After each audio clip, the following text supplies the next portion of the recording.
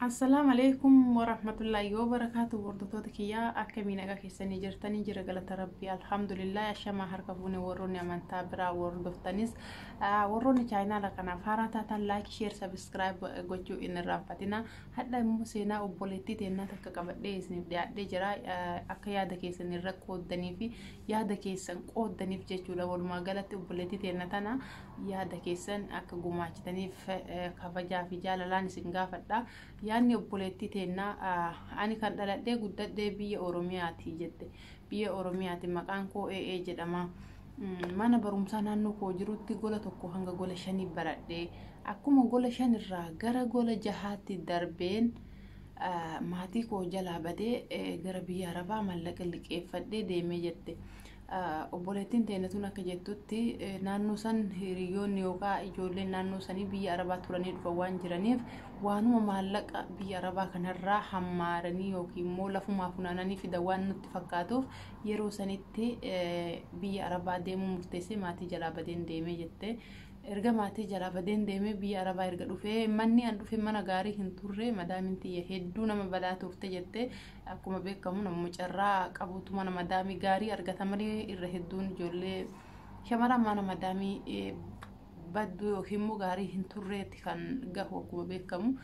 Isiin akkuma jette madaamin tiyya baddullee akira yookiin immoo namni hagas badaa jedhamu hin jiru. Mixmixaallee yoo jedheen itti xiqqaata hedduu nama guddii ibiddallee yoo jedheen itti xiqqaata jecha isii ibsuun hin qabu.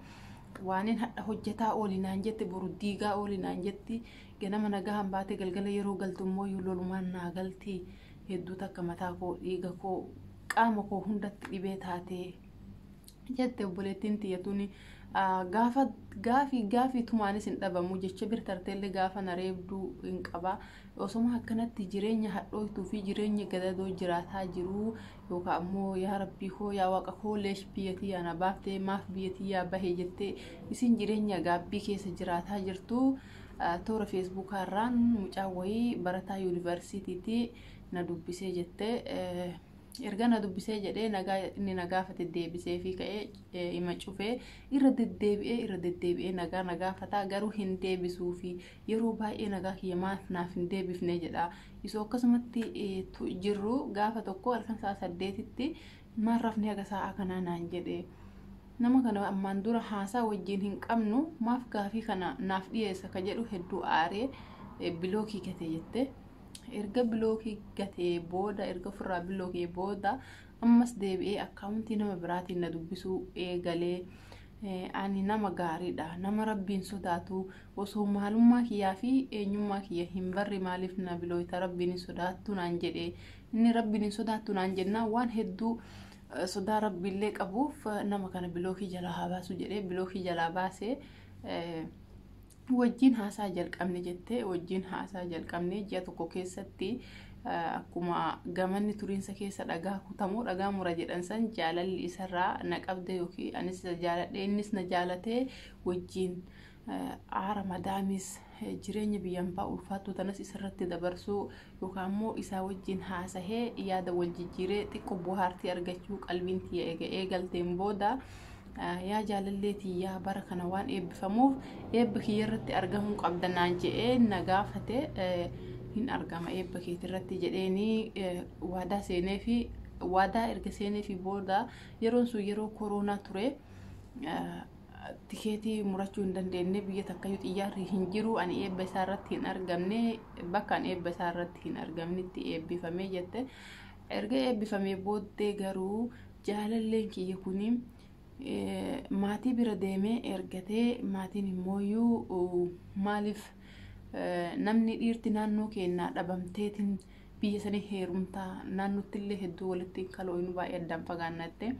naannoo zarii naannoodhaa barbaanna malee leesh zarii fagoo nuusoo ixaa jedhanii maatiin kiyyallee nama mormanii naan hayyamne akka itti heerumu. Akkasuma garuu jaalalaa wajjin jirra wajjin haasoinaa yaada wal jijjiirra jette jirti.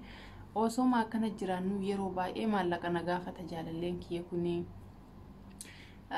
ergaa fi tureeniin ergaaf maallaqa yeroo ni na gaafatu guyyarraayyuu waan kana naa hanqate waan kana jammaree kuni naa hanqate waan sun jammaree sun naa hanqatte qofa naan jedha. irra deddeebi'ees akeekkachiisa itti kenne maallaqa nan gaafatini ana jiruun biyyaan baanatti ulfaatti jiruun maatii kiyyaas yaada natti ta'a atis deebitee yaada biraa natti hin ta'inii jedhee itti himee akkasuma keessaaniyyuu inni ima na gaafata darbee suma akkasiin na gaafatu gaaf tokkos maallaqa na gaafannaan aaree ofirraa bilookee jettee obboleettiin teenattuuni ofirraa bilookee jennaan ammas haga ture obsa qabaa obsumaan na eeggatee bilbila biraatiin na dubbiseetiin maaliif na bilootaa rabbiin sodaattu ati bakka rakkadheen na gargaarisiin jedhe malee maaliin sitti balleessini naan jennaan ammas bilookirraa baasee akkasumatti wajjin haasayaa jira garuu ammoo maallaqa na gaafachuu hin dhiisu guyyarraa guyyattiyyuu kama kalee na gaafate hadhas na gaafata haguma kalee na gaafate hadhas na gaafata maallaqa na gaafachuu hin dhiisuuf ammoo waanin sababee isa dhiisuun dhabee wajjin jiraachuuf ammoo maallaqa na gaafata jette obboleettiin teenatu walumaa galatti tokkoffaa ani gaggabaabseen dhiyeesse malee xiqqoo ni dheerata wanta hafumooyyuu dhiifama narraa haa taatu obboleettiin teennaa an waraqaarraa hin dubbifne barreeffadhee akkasiin natti himtetti akkuma sammuutiitti qabadhetti irraa dubbachuu jira tokkoffaa akkasiin jettetti isiidhaallee jaalala haarawaa yookiin jaalala ijoollummaati akkana himtetti jechuudha isa dura dhiira wajjin jaalala baay'ee waan of hin qabu yookaan immoo haasaa jaalala taphadhee an jiru hin jiru anaaf haarawaa jetteerti obboleettiin teennatuni akkan mataa kiyyaatitti dogoggora cimaa keessa seentee jirti maaliif jennaan dhiira biyya namaa biyya ofii teette galisiin hin jenne yookaan jaarsa kee taate kaayoo tokko wajjin dalagataa hin jirre ka yeroo maayyuu maallaqa ergisiin jedhu atiyyuu maallaqa keetti erguu ni dogoggorte kun dogoggora guddaadha atis nima beekta jedhee yaada akka mataa kiyyaatti maaliif jennaan maallaqa kee erguu hin qabdu lammaffaa ammoo nama haga saddaan fagaatan eegataate baratee eebbifameen isaayyuu soba ta'uu danda'a hojii eeggataa jira jette hojiin arganne hojii argadhutti manaan jedha hojiin argatullee agarree jette soba ta'uu danda'a innummaan jedhame kuniyyuu sadaffaa ammoo maatiin isiyyuu hayyamee fi bultii waliin ijaarrataa hin jirtu maatiin hin hayyamnee fi kanaaf jennaan maallaqa ofii isoo itti erguu dhiiftee natti tolaan isuma saniyyoo osoo dhiifte maaliif jennaan tokkoffaa maallaqa isii nyaataa jira lammaffaa bultii wajjin ijaarrattee abbaa manaa kiyyaatiin jettu sadaffaa waliin waan kana dalagna jedhanii wanni wajjin mari'atan hin jirtu jiraachuuf qofa nafsee ofii san jiraachisuuf qofa maallaqa isii gaafata jechuudha inni ammoo biyyatti nama qaamaan wal beekanii miti nama agarii walii beekanii miti nama laayibiillee biyyatti waliin dabarsanii miti nama bilbilarraa yookiin immooyyuu sooshaal miidiyaarraa wal baratan waan ta'eef maalummaan isaallee nama dhibaa yookaan abbaa ijoollee ta'uu mala wanni isaa wanni beekamu takka hin jiru yookaan ammoo nama jaartii qabu yookaan nama jaalallee qabu ta'uu mala namni biyyaa namni ati hin beekne nama naannootti hin beekne bilbilumarraa wal barattee ka biyya takka keessa hin jirre hedduu nama ulfaataa kanaaf jennaan dogoggora cimaa keessa jirta maallaqa kee uf duraa hin ergin haga qara ergite gaafattee siin deebisuu durayyuu hin ergitee fi akka gargaarsaatti san ima dhiisi garuu ammoo katareerraa ka dhufutu caala kataree ka dhufutu caala waan ta'eef kataree dhiisi ka dhufu immoo maallaqa kee harka keetitti qabadhu irraa goruu ni dandeetta dhibbaraan dhibbatti maaliif jennaan namni kun akkasirraa hin qabu yookaan nikaaya yookaan akka amantaa kiristaanaa taate akka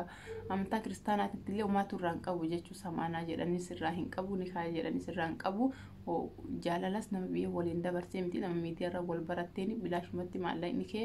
nyaatamutti jira jechaadha kanaaf jennaan uf duuba deebitee akka uf ilaaltu kabajaa fi jaalalaan si gaafadha warroonni waan akkanaa keessa jirtan hedduun jiraachuu dandeettan nama miidiyaarraa wal baratanitti yeroo ammaa maallaqa erguun hedduu ulfaataadha nama miidiyaarraa wal baratan dhiisii nama qaamaan wal beekanitti iyyuu jireenya qaala'iinsa jireenya biyyaa tanaan walirratti maallaqa kee erguun gaarii miti maaliif jennaan namni takka lama osomaa jedhu jireenyi qaalii sameessan gubbaa jirti maallaqni keessa jalaa badaas jalaa dhumataa waan dandeettu harka keetii qabattee galtee yoo isa wajjinillee jireenya ijaaratte yoo immoo nama biraa wajjinillee jireenya ka ijaarrattu taate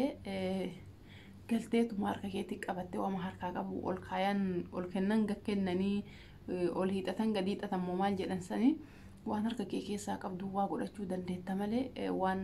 namatti balleessitee maallaqa namatti nyaachiste san boruu sin fayyadu waan boruu keessi fayyadu hojjetachuu qabda sin jedha obboleettii tiyya isinis hordoftoota kiyyaa yaada qabdan asirratti